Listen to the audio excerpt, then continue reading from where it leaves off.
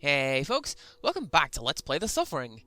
In our last episode, we apparently switched to Mystery Science Theater 3000. There was a lot of cutscenes in that episode, let me tell you. But we're done with those for now, so let's push on. With the shiv equipped, we can cut down things that are in our way, and apparently this lets us get a phone call. Hello, Ma. It's me, Willie. Yeah, they said I could talk as long as I wanted. No, that's okay. I told you I didn't want you here. It's better this way, Ma. Now, come on, Ma. Don't cry. It's not doing anybody any good at all. You know I love you, right? And the Reverend said I won't feel a thing. Yeah, sure. Willie didn't feel a thing right up until the point when the Slayer grabbed him and did unspeakable things to him. Unlucky. So the game is now explaining how you can, like, pull stuff around. We're not really going to be using that too often. And while we're here, I'm pretty sure that this... I think that that's a reference to a Tool song.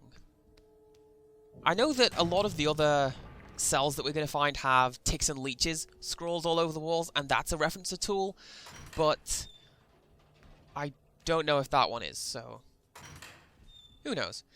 Anyways, here we can grab some stuff off the desk, and if you want a torch, we actually have to jump onto the desk, which I don't know why, but that really cracks me up. And we're also going to check out some security monitors. And whoa, there's a guy in that chair. I'll be honest, guys, I did not see him before. He's still there? He is! Huh, I wonder if we can help him. Oh, hey, that guy looks kind of familiar. Almost like it's me. He's coming right for us! Silence there. And nothing more.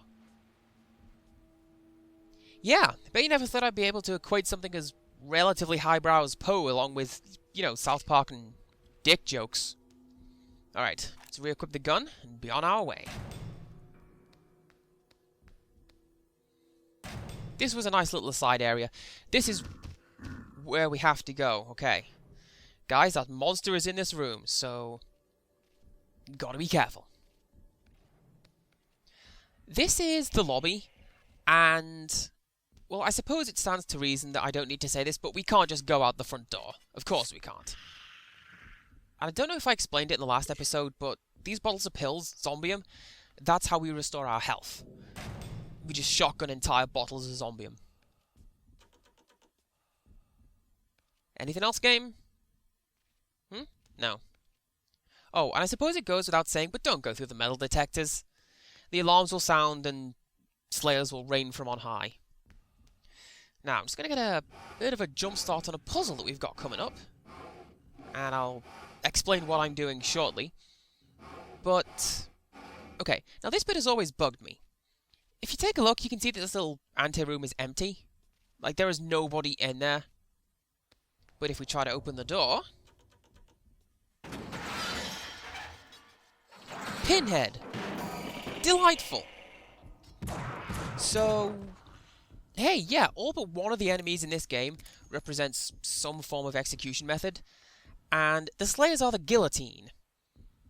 In the sequel, they're meant to be, like, knife crime personified, but the sequel kind of sucks and undoes everything established in this game, so screw it. This here's MC25 to life, and I want you to know that I am calm like a bomb. Let me tell you, I done seen more dead CEOs today than I ever dreamed I would, and I want to say they all had it coming. I don't know what the fuck is going on, but I like it. Now, in order to get through to the next portion of the stage, we need to open the door. And we can't do that because these two doors are set to run on a filter system. Only one will open at a time. But since that bust is in the way, the whole thing reverts to a safe state wherein both doors are open. Now, honestly, I would think that a prison would revert to a safe state where both of the doors lock, but what do I know? So the monster's gone down this corridor, and do you know what? I think I'm going to follow him.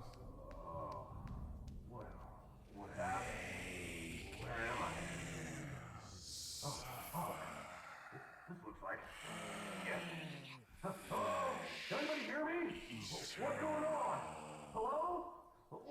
So yeah, here we've got another voice urging us to kill for no reason. If you stick around, this guy has loads of scripted dialogue. Like, the most dialogue in the game is this guy. Har fucking hardy har. Very funny. Joke's over now, guys. Come on, let me out. But, I mean, honestly, we're not going to kill him. As I say, we're going to do a good run of this thing. Which one of you fuckers thought of this? Maybe a new jacket. Okay, that flash was kind of important. That was Malcolm, I think? Torque's family consists of himself, his wife Carmen, we've been introduced to her, and his two sons Corey and Malcolm, who wears a really big t-shirt with an X across the chest because Midway are subtle like that.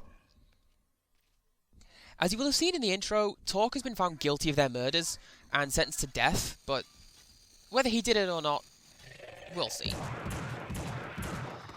So these Slayers tend to like to play games with you, scraping along the walls and whatnot.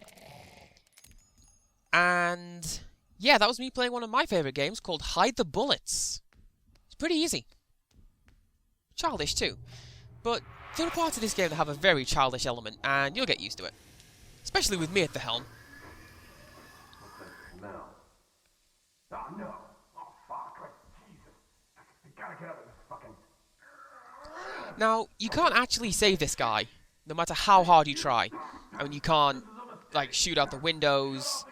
I'm pretty sure there's a little control box down there. You can't shoot that out. You can't, go to the door. Can't go to the door and try to use it. I am good at English today, you guys. Fuck you. Those are my last words. You. Also, no, sir. Your last words are, "Those are my last words, you." Kind of lose their impact over insulting me. Though, as an aside, my last words will be, "Curse you, Brad," for reasons that are too complex to go into right now. Okay, now, on the easier difficulty settings, that guy will die. Every other version, the gas makes him go berserk, and he comes back out much stronger, because of the gas.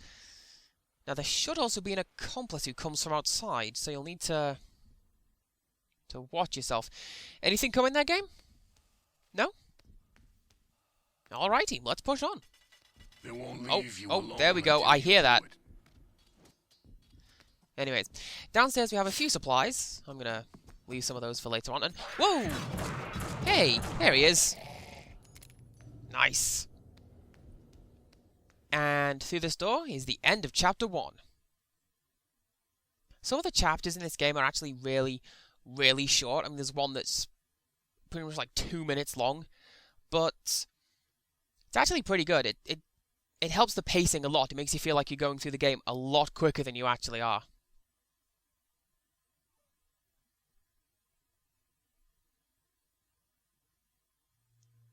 Now, the beginning of Chapter 2 is dark as out, let me tell you. And we resolve it by flipping this breaker here. Lighting everything up. Also, there's that other voice. Put it off forever. This place is stronger than you. And another one. Show me why you're in here. I want to know all about How many voices are in your head there, Torque? That's pretty weird.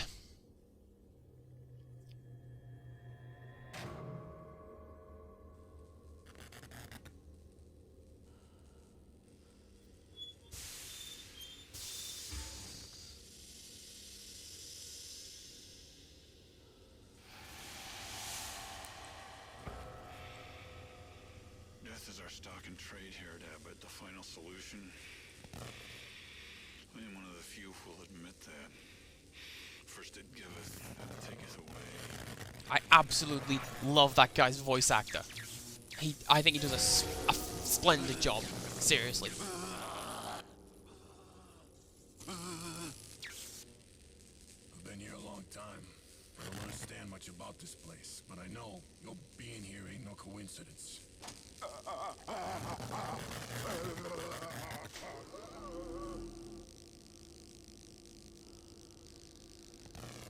Well, well, well. Look what we have here. How long I have been waiting to encounter such a fascinating specimen. My understanding is you've had periodic blackouts since... when was it? Ah, yes. Early adolescence. Ever wonder what happened during those blackouts? Would you say you have visions of... Yes, surely there is bloodshed. That guy, the old-timey doctor, he is my favorite character in this game. His name's Dr. Killjoy, and we're going to learn all about him later on. But, yeah, for now it's a multi-man melee of talk against Infinity Slayers, and I've ducked into first person because, well, we're in a fairly confined space, and it makes it just a little bit easier to fight. Nothing compares to the deep satisfaction of terminating human life. He says as he takes a kick in. I am good at this game today, like I say. Everybody's good at this as I am at talking. You had a wife, right? Did you love her? How far would you go to make sure she stayed yours? When you get mad, you feel you could kill a man, rip him apart with your bare hands. You ever feel that way? Maybe you're not like me. It's hard to say. You gotta fight it. Don't let this place do to you what it did to me. Hi! Just, you know, interrupt my plot, whatever. That's cool. I can help you, Tom. I can make you well. I can give you control if you really want it. But first, you've got to show me. Come on now. Give it a try for me, won't you? Certain things Okay, so now we have ourselves a new meter to pay attention to. Besides our health is our rage gauge. And once it fills up, well, I'm going to be using the shiv, and we're going to show you. For this part, it generally does help to use the shiv. It's not very strong, but it fills up the meter about 5 times faster than shooting them does, because, I mean, nothing compares to a bit of hands-on violence, you know?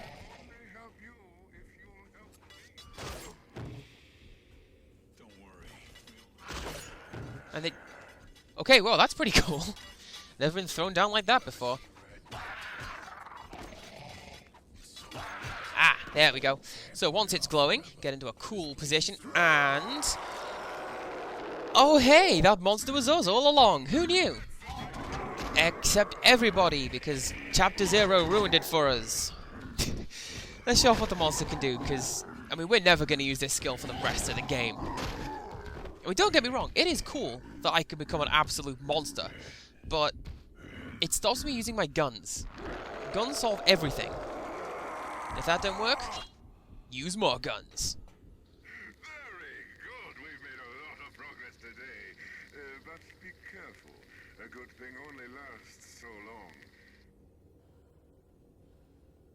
We'll need to discuss this further in our next session. Okay, so let me get my bearings. Ah yes, I'm going this way. There's a little hidden resupply post over here, just in case you need it. Which, well, obviously I do. And through this door, we have another gauge, throwing weapons. Now, by and large, flares are useless, but they will help us towards the end of the game. Precisely once towards the end of the game. Do you know what? I've been trying for years to kill that guy. As far as I know, that particular Slayer is invincible. And I think it's cute that they're still giving us tutorials but not calling them that. The game is really, really good for that. Like, most of the tutorials are done in passing. It's a very subtle game, which is surprising. By the way, that's also something cool you can do, sort of collateral damage kills. I like those. Right, now. Next up we have a secret. Flipping this switch twice will get us a whole mess of cool stuff. The first time sets off the explosion, as you've seen. It overloads these exposed wires in the water. Flipping the switch second time turns off the power so we don't get electrocuted.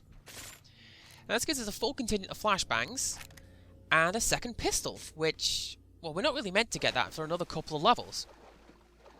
Now, according to the manual, dual wielding apparently means that you lose accuracy, but I find that you kill enemies a lot quicker because, you know, more bullets equals more death. Although with that said, the designers actively set out to make an action horror game rather than, you know, rather than a survival horror game. They wanted to have more focus on combat and avoid stuff like cutscenes. What's taking so long? Do it. Fucking do it. Just fucking kill me. Oh, hey! Speaking of more guns making more death, here's our second enemy. This is the Marksman. And are you ready for a crowning moment of awesome? You ready?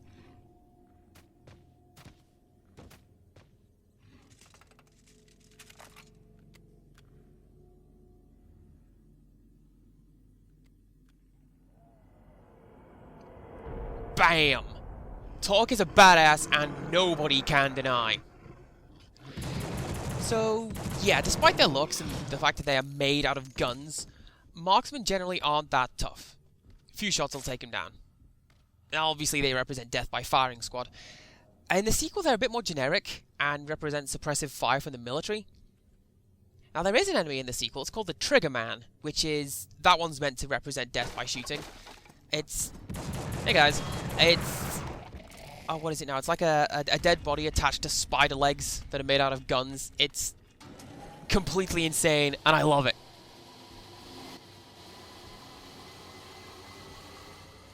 And yeah, looks like the generator's overloaded. Expect much more black than we had before. Also, we didn't need to kill that guy, but, you know, what the hell? It's there. And I think we're coming up on time for this episode. Join us next time when... well, we'll see. So, until next time, goodbye.